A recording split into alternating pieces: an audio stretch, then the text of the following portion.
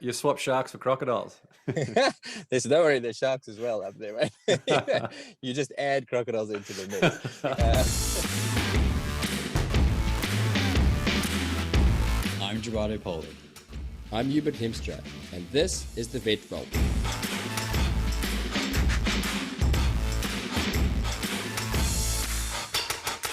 Hey guys, and welcome back to another episode of the Vet Vault. We've got a slightly different one for you today.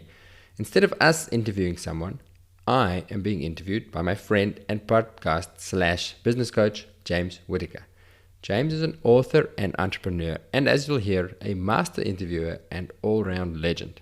He has a fantastic podcast called Win the Day that you should definitely check out if you're looking for some inspiration from world-class performers from outside of the veterinary space. We did this interview as a Facebook Live event for his audience, and while I much prefer being on the other side of the microphone, I do feel that we covered some important topics, and maybe it's time you got to know me a bit better. So, here you go. Let us know if you like this, and if you do, we'll do a part 2 of Get to Know Your Hosts, where I can grill Gerardo with all of the questions I never get to ask him. Now, please enjoy Dr. Hubert Hiemstra. Well, for those who are joining us, welcome to the second installment of We Are Live. So in this series, we help podcasters find their voice, monetize their passion, and make an impact. My name is James Whittaker, the co-founder of We Are Podcast and co-founder of We Are Members. So what we do with We Are Podcast and We Are Members is help podcasters monetize their show, because most people love the idea of starting a podcast, but they're not so savvy on the business side. So we help people really activate the monetization side so they can sustain their passion and have the impact that they want to have on the world. So before we introduce our special guest for today, just a reminder that we've got We Are Podcast coming up on the 18th and 19th of February. It's a 2-day event. We'll be covering topics like how you can get your first 10,000 followers on Clubhouse, how you can monetize your podcast now, how you can establish relationships with the people that you want to. So we've got a whole bunch of awesome topics that I know you're going to love. But the real value of attending events like this, apart from actioning things in real time, is the people that you meet. We Are Podcast just seems to attract the best people in the whole world. So for that reason alone, that is why you should go to wearepodcast.com and join us on the 18th and 19th of February. Well, today we're sitting down with my good friend, Dr. Hubert Hiemstra, as a man I have an enormous amount of respect for. Hugh is the host of the Vet Vault podcast and has had an amazing 20-plus year career as a veterinarian. I always struggle with that word, on 3 continents. And try and spell it. You should try and spell it. Spelling is the one thing I'm probably okay at, so I would take spelling any day over saying it.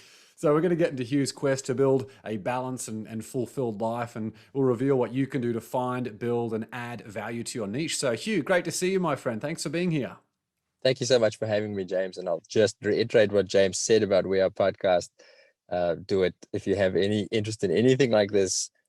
So much fun hanging out with James and the group we're with. It's really spectacular. And it's done a lot for how I think about this as a business rather than just as a hobby. So thanks, James, for all of that. I love it. My pleasure. Well, give us a bit of a background into your life growing up and how you ended up in Perth, Australia, of all places. Well, not even Perth anymore, mate. Remember, we've moved beyond Perth. I know. I thought we'd start at Perth and then get into your amazing outback adventure after that. Okay. All right, I'll give a brief summary. So I grew up in a smallish town in South Africa called Bloemfontein, in the middle of kind of nowhere. Studied veterinary science in Pretoria. We only have the one vet school in South Africa. And then from there, I met my girlfriend then at university, at vet school. Went to the UK for 2 years just to travel and see Europe a little bit, and then decided not to go back to South Africa and made the move, as many South Africans do, to Australia. It's a very natural transition for us. It's our kind of lifestyle, outdoorsy, very, very easy to move to Australia. And then a recent move from Perth to the Sunshine Coast on the East Coast. Yeah, that epic road trip. It's something I've told so many people about. Tell us a little bit about what inspired you to drive across one of the biggest countries geographically in the world. Oh man, it's one of those things. It's sort of a rite of passage. I think if you live in Australia, at some stage you have to drive the country, and we'd always thought that we would. Well, when we started planning this move, that was a great opportunity. It said, well, we've got to get there. We've got to get our vehicle to the other side of the country. So instead of chucking it on a train, we may as well take the opportunity to do a trip. And we were going to go down the bottom end. I was going to do a big summer surf trip through past Melbourne and the Great Ocean Road, and then come up the coast of New South Wales. But because of COVID and with the timing, you couldn't get into Queensland from Victoria because of all the lockdowns and regional, so interstate. So the states in the different states in Australia have closed their borders to each other to a large degree, or depending on what's happening. So then we decided to go around the top end, so the Northern Territory and then far northern Queensland, which I'm so glad that it happened that way, because it's not necessarily a trip that we would have, well, I think eventually, but to convince my wife that was a good idea. It's hot up there and there's crocodiles in the water. Yeah, I was going to say you swap sharks for crocodiles. Don't worry, there's sharks as well up there, right? You just add crocodiles into the mix. And we did a 2-month trip, a camping trip around the top end with our 9, 7, and 2-year-old sons, which was incredible. Anybody who ever has that opportunity to do the top end, it's an eye-opener about Australia. I always say to people coming from Africa, you have an affinity with where you grow up. I really liked Australia, but I haven't had that deep love for country that they talk about. And going around the top end completely shifted that. You just go, okay, this is Australia. There's Australia in the cities, and then there's the real Australia. And it's just been it was a mind-blowing experience. The nature and the wildlife and the culture, just a big eye-opener. I loved it. Yeah, I want to really talk more about the balance side and how you create that balance when you're juggling so many balls. It's a bit of a sad reality, how people don't really seem to have that desire to want to explore their own countries. They might see a travel brochure or a website or a Facebook ad for, hey, let's go to Mexico or wherever or if you're in America, maybe you want to go to Australia and vice versa. But I think having the opportunity to explore what's in your backyard is amazing. But before we get into all that good stuff, can you tell us a little bit about your business at the moment? Who do you help and what problem are you trying to solve? So by business, do you mean the vet vault? Yeah, let me know about let us know about the full spectrum of all the cool things that you've got going on the business side. So when I owned an emergency veterinary clinic in Perth, sold that end of last year, and about 18 months before that started the Vet Vault, which was just started as a podcast. And then just found that I really love doing the podcast, but not just the podcast, the whole thing around is providing something to the profession and to the people in the profession. I really found immensely satisfying and decided I wanted to do more of that. So the Vet Vault in its current state is a podcast where we interview veterinarians who are thriving, is probably the best word. We can get into the problems with veterinary science in a minute if you want to. But there's a lot of veterinarians who don't thrive in their careers, and we pick people who have long and sustainable and happy careers, or apparently happy or seemingly happy, and pick their brains about how do they think about it, what do they do differently, and explore the different career options in veterinary science. And the goal of that is just a bit of inspiration and positivity. There's a fair amount of negativity in our profession. Certainly in my view, and Dr. Gerardo Polly, who is my co-host, we both come across that, and we've both found ways of achieving that, of loving our veterinary careers. And I didn't, for 10 years, I did not like being a vet at all. And I think just talking about it and how do you think about it, and to help others find that thriving part of their career, to enjoy it. It's not always fun, but it should be a really immensely satisfying career. And if you don't have that, then we want to explore why and talk to people about the whys. And then a bunch of people who listened to the show said, yeah, we love it, but we'd love some clinical content as well. So we don't talk on the normal Vet Vault. We don't talk about anything clinical. It's all just performance and mindset and that sort of stuff. So we launched recently, earlier in this year, launched a continuing education podcast where we speak to specialist vets from all over the world. And I play the role of the ignorant person, because that's what I am very good at. And I ask the questions, or we ask the questions that I know vets in practice ask, and stuff they get stuck with. So we're just trying to provide like 20-minute little short snippets of gold of, okay, there's something I didn't know, to be listened to as a podcast, just because I love podcasting, and most vets are busy people. They don't have time to sit and do long courses online, or whereas we all drive and we all run and walk our dogs. And So the idea is just to get these little refreshers, new ways of thinking about clinical stuff. And that one we're doing as a subscribers, as a paid subscription, to see if I can turn it into a job. Just because, as I said, I love doing it. Absolutely. What is it about the profession that people seem to find dissatisfaction or a lack of meaning in, or just some type of just feeling like they don't love it early on? As a very good friend of mine, he was a vet. It's funny that you'd mentioned that. He was a vet and ended up completely switching careers because he just didn't enjoy it. Where does that stem from? We'd need a long conversation.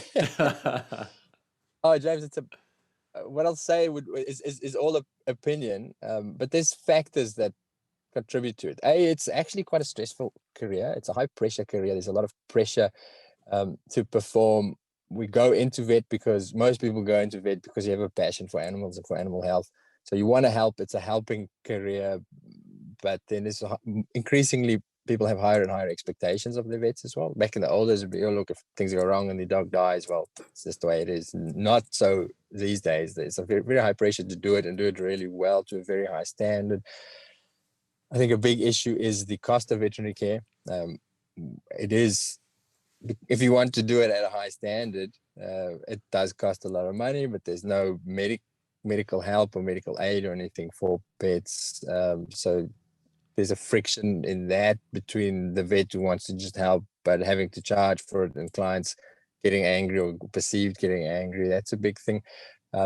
It's a full-on career if you do it full time, in terms of it's on your mind often, and it can be hard to get away from it.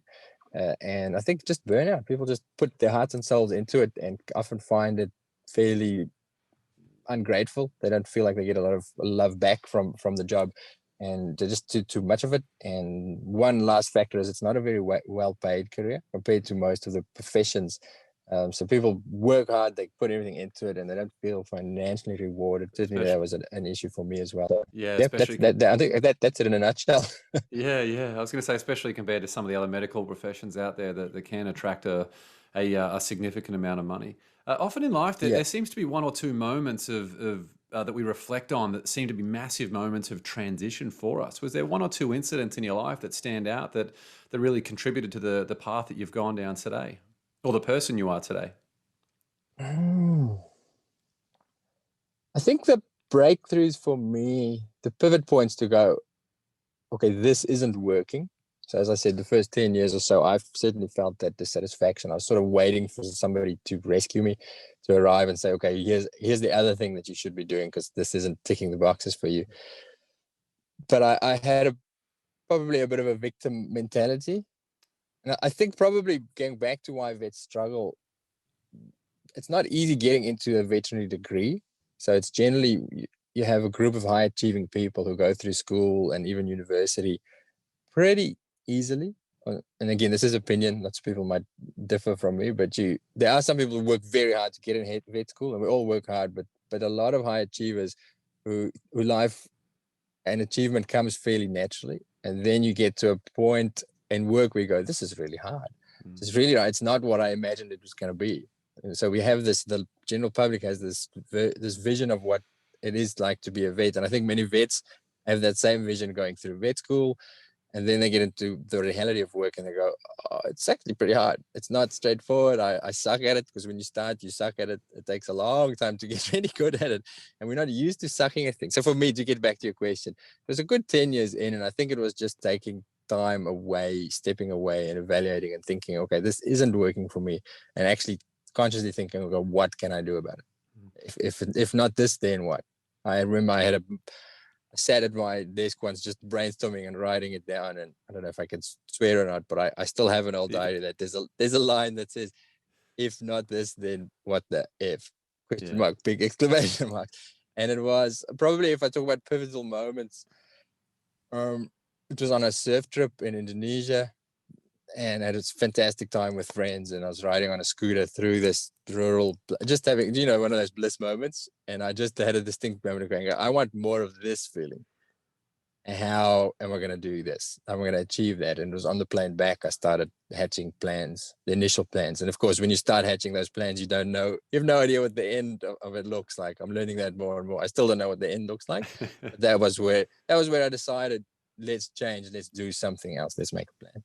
Yeah, you know, it's funny when I interviewed, I think it was Sharon Lechter, who was the co-author of all the Rich Dad Poor Dad books with Robert Kiyosaki that have sold. She sold more than 40 million copies, and I believe it was her who said she didn't have a why list, she had a why not list. So for anything she wanted to do, she created that why not, and she inevitably found out there were these things on there that it's like, why not give them a go? And that's what led to her having some amazing things. I feel like anyone who goes down that entrepreneurial route, and clearly you have very strong entrepreneurial tendencies, as I do, it seems to be a constant tightrope between balance and impact. What are some of the things that you've done in your life in the last sort of 5 years or 10 years? Obviously, we're both still learning very much every single day. What are some of those things that you've done to create more of that balance and try to achieve the day-to-day life, spend some time with your family and things, while at the same time making sure you can hit those lofty business goals that you have? Yeah, well, I'd start by saying right at the moment my balance is horrendous. Just too many changes and trying too many things, but I'm aware of it. But to answer your question, James, I think for me it's just a decision. It's taking the time and creating the mental space to figure out what you want and what is important. So I've got the 3 kids, and when my firstborn was a year old, I realized I'm not seeing as much of him as I would like to. And I sat down and went, okay, what can I do about this? What does it look like for me? What I want it to look like. I want to see him at least 10 hours more a day. I want a day a week where I can just hang with him or do something like that. And I had to write this down because the thing is, you set these goals and then I achieved them pretty quickly. Actually, I worked backwards from there and said, okay, I need this, I need more time. I need the same amount of money. How much money do I need to achieve that? And it's, for me, you say I'm entrepreneurial. For me, it's not about money. It's time.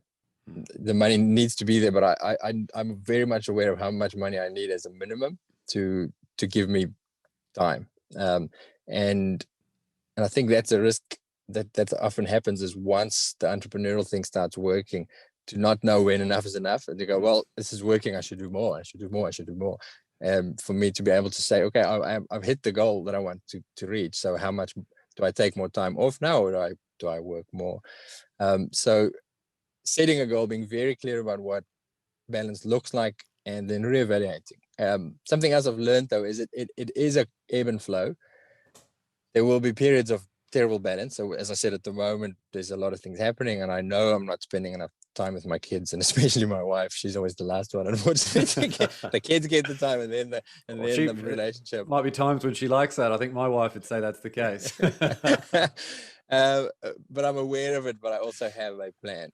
So I know this isn't going to be the norm. I have a goal that I'm working towards to say, well, this isn't acceptable, and being very strict about it, saying, this isn't acceptable. So that if that means, okay, I'm going to take a pay cut, cut a day off of work. So if I say work, for me, it still means clinical work. So clinical veterinary work. And if it means I cut a half day out, and that means we survive on less money, fine. That's the priority. So that's my secret, is to go accept that it comes and goes in waves, but reevaluate and be honest with yourself about, is it good enough? And if it's not good enough, then take action. Do something about it. It's right behind you there. Take action. Don't whinge about it.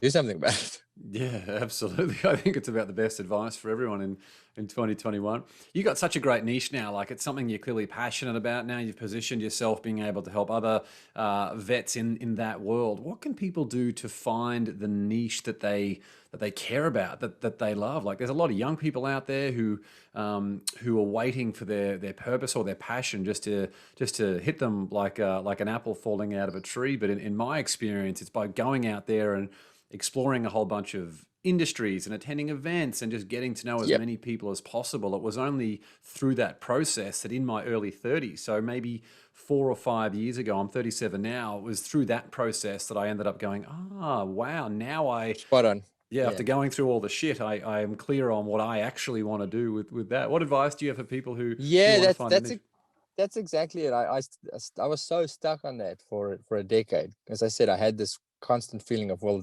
what I'm doing now isn't ticking all the boxes. It's not it. But I think I was scared to stop doing it because I didn't know what the other thing was. And I think everybody wants to know what is the thing that I should be doing. And you probably don't know because you haven't tried. Especially veterinary science, it's such a defined job, and you study vet, and this is the thing you do, and anything outside of that is super scary. And again, we want this thing to go, okay, this is what the plan's going to look like, and that's how I'm going to earn the money, and that's how I'm going to. There's all those practical things to consider, but for me, the break in it was to say, okay, again, sitting down, going, okay, what did I used to love? Because the other thing with veterinary science, once you study it and you start working, it's all consuming. Most veterinary students, before they get into vet school, they have other things that they like. They creative. They might have an artistic flair, or used to do music or a sport or something. And then there's no time for that at vet school. Most vet schools, it just becomes this one thing. So you get a little bit brainwashed. And I had to sit down and literally write down again, I like this. Remember that you used to like doing music. Remember, I like writing. So for me, the thing was, okay, I've always liked literature and words and writing. So I said, I'm going to start writing. No idea why. Very few writers make money. So I knew that was probably not going to be my paid gig. But I said, guys, I said, look, I'm going to write. I'm going to have something published that I didn't publish online somewhere in a 3-month period. Not sure why, but I'm going to do it. And then that leads to the next thing and the next thing. And then you go, oh, I actually don't like that sort of writing, but I like this. And then, as you say, I keep saying to people, I keep kicking rocks and seeing what's under them, and eventually you find the thing that you're looking for. You don't know what you're looking for, but it's under there somewhere. Going out, being more proactive. I'm actually a fairly introverted, so wouldn't go out and expose myself to other people by conversations and asking questions, but forcing myself to do that. So the more people you meet, the more people go, oh, I like what you're talking about there. Let's talk about it more. And the one thing leads to the other. I had a lovely quote. I forget who said this, but it says, don't worry about what you're going to do with your life. Just do what's in front of you with as much elegance as possible, and the answer will come. And I feel that more and more strongly. Yeah, it's a principle I remember hearing from Jim Rohn when I was young, just through his recordings, obviously not from Jim Rohn personally, but it was talking about going the extra mile. Most people don't even go the first mile. So getting into that habit of going the extra mile and doing what you can, I mean, it sets you up for whether it's a job that you're in, it's relationships that you're in, all of that stuff that then creates those opportunities that can start to come to you. It's funny you mentioned how writers don't get money. My very first lecture, because I have literally a degree in English and writing from the University of Queensland, and my very first lecture, they said, put your hand up if you want to make money from writing. 200 hands went up, and then the guy said, well, you're not going to make any money writing. And I was like, and that was the day that I enrolled in a dual degree doing business, because I thought, hey, I want to be a writer, but I don't want to be homeless at the same time. Yeah, exactly. No, so that's it. And I'm amazed. It's exactly what you say about the extra mile. I heard another quote that said the extra mile is a very lonely place. You do that extra mile and show a little bit of enthusiasm, and I'm just astounded how people resonate with that. Yeah, it just opens doors. People just go, this person. So for the first 10 years of my career, I was the whinger and the victim, and I'd complain about stuff at work, but not do anything about it. You just do a little bit. You don't have to go far. Just try and put something extra in, and then doors just open and people want to be around you and do stuff with you. For sure. What about the decision when you created the Vet Vault, where you had really positioned yourself as helping other vets? So you were positioning yourself as being in the top 1% of your profession. Did you have any doubts around that, things like imposter syndrome creeping up in that process, or was it something that actually felt quite natural for you? Totally. Imposter syndrome is definitely there. This as somebody who tries to coach me. The Vet Vault's not about me. It is, we talk to other people. Now I'm learning stuff through this, and as I learn stuff, I'm happy to share it, but I don't have it figured out, and I think none of our guests have either. So I think just realizing that, and you guys are really good at teaching this, is you don't have to have it all figured out to be able to help other people. I share what I learn, and I might change my mind, and a year later I say something else. But it's a journey, and I'm happy to share the journey.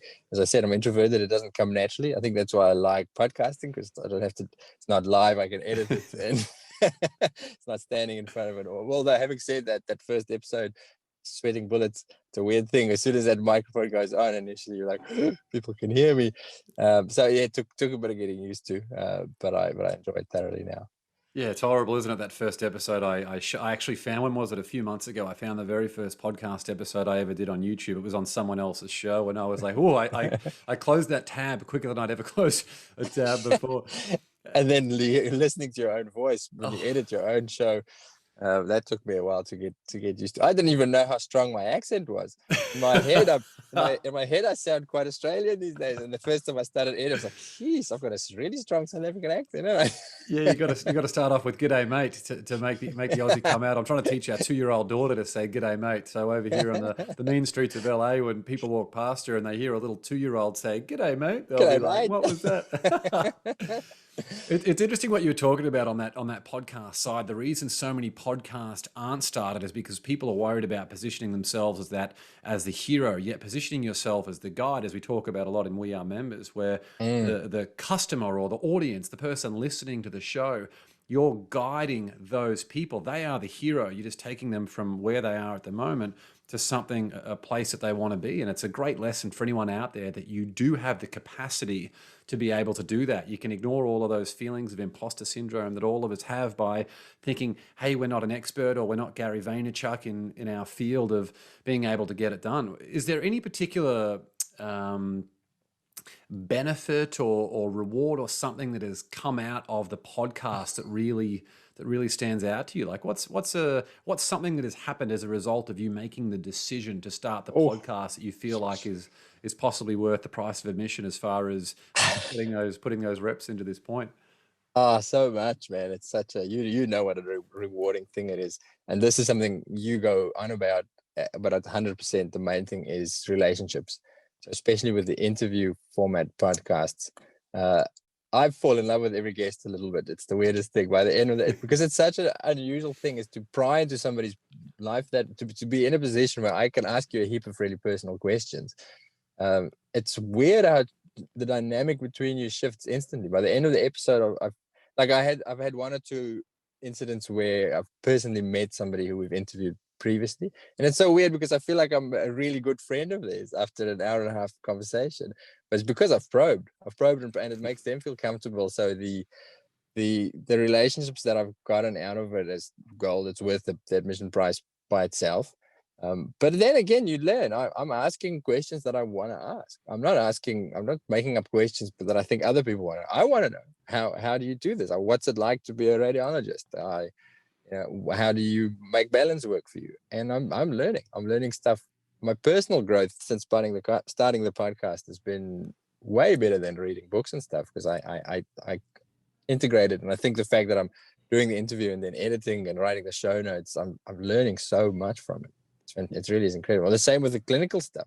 Now, I don't have to do continuing education because I'm talking to world-class specialists, picking their brains and then making show notes. By the end of it, I know my stuff now. It's really Yeah, excellent. people who think, oh wow, there's like 1.5 million podcasts out there in the world, or whatever it might be. It's like, to me, just as you said, it's that forced learning every couple of weeks, or however, whatever frequency your show is, along with the relationships that you establish, even if no one hears the episode that you are recording. That to me is why a podcast is worth the price of admission. And I will say though that when you do get feedback, and I think the frustrating thing with the podcast is because you put it out and there's not a comment section or something like that. So actually engaging with the listeners doesn't happen all that often. But even just the occasional email to say, look, that episode meant so much to me. To go, yeah, what you're doing is worthwhile. I'm learning, and if one other person learns from it, fantastic. And it does help it has helped me a lot in growth in terms of this. I mean, I would have been super nervous to have this conversation with people potentially listening into it 2 years ago, and now I'm not, because again, I've learned that it's not about my opinion.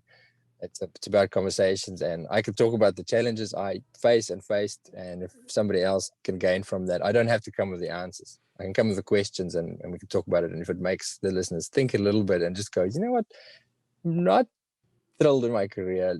Hubert's right. I should just, and I'm not going to tell you how to do it, but just make you think about it. And that's very, very satisfying. I love doing that, which is why I want to do more of it. Yeah, absolutely. Well, tell us about the podcast that you have with your kids.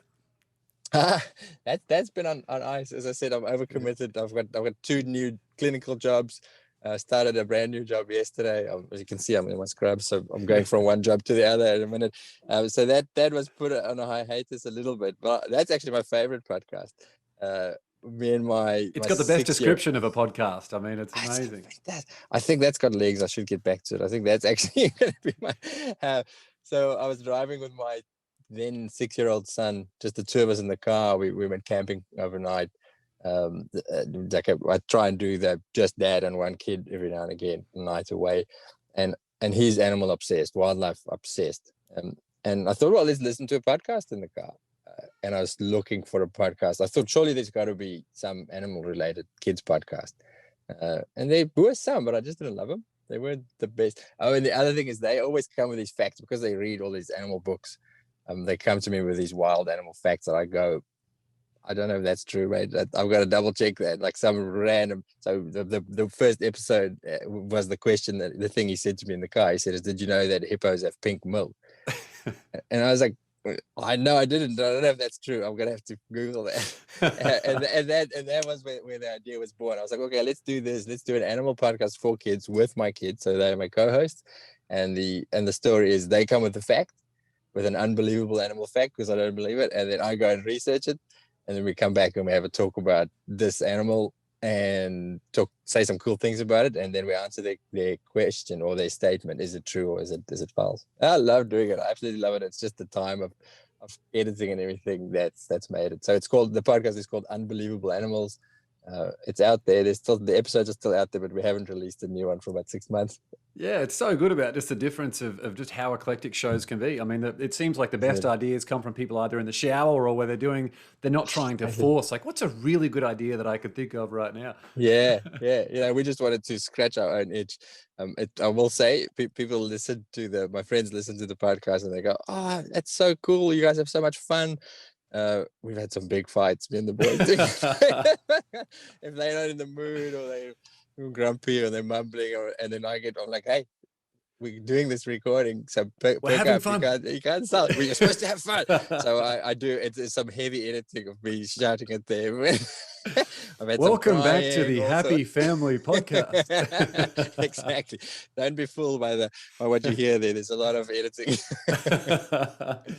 Well, you are one of the OGs in our We Are Members community, which launched in August 2020 to help podcasters do amazing things with their podcasts. Is there anything that stands out from your time with the group as something particularly beneficial for podcasters who are thinking about getting to that next level?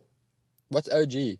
Original Gangster, I believe. OG just. Oh, thank you. Oh, yes, I remember. Yes, that's I'm Snoop Dogg.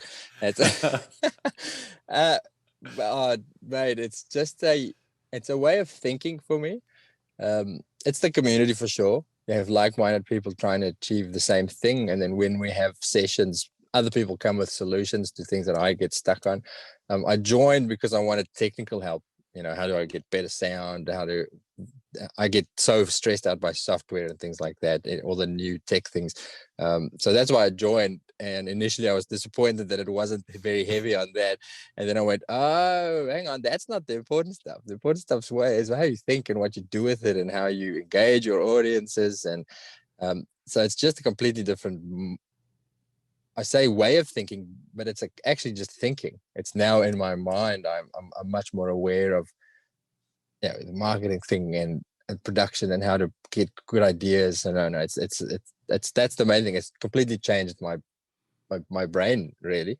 And then the support. If there's a technical question, it's there. We just shoot questions and somebody comes up with the best person in the world in this topic to give us a deep dive. So it's fantastic. It's fantastic things. It's the family. It's a big commitment.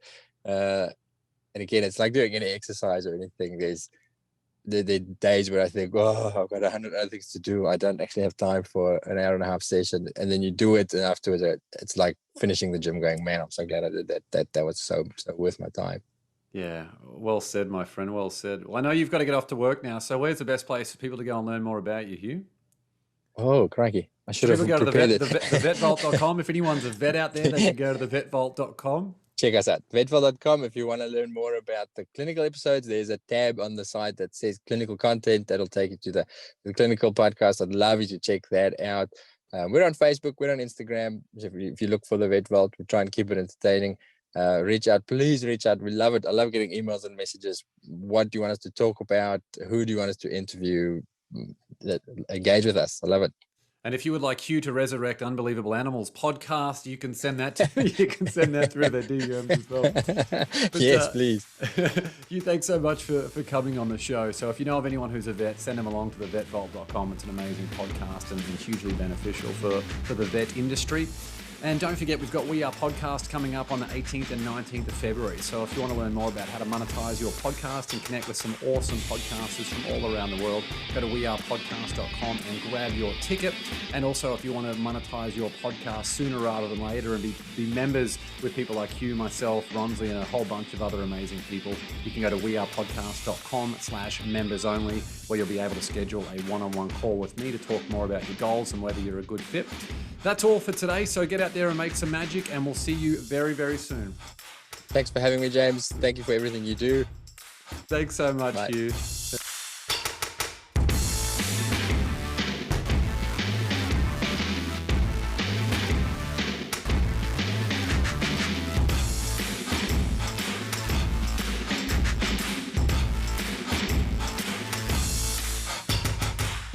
You know those conversations that you have at conferences, back in the days when we still had big vet conferences, when people are chatting to the lecturers and asking questions, and you hear things like, "This isn't really in the books, but here's what I think."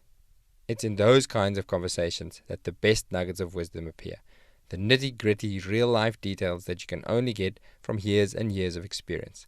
And it's exactly those kinds of conversations that we try to emulate on the Vet Vault Clinical Podcasts. We don't want lectures. We want to hear about the challenges, the tips, the stuff-ups, this is how I do it. Go to vvn.supercast.net to join in the conversation.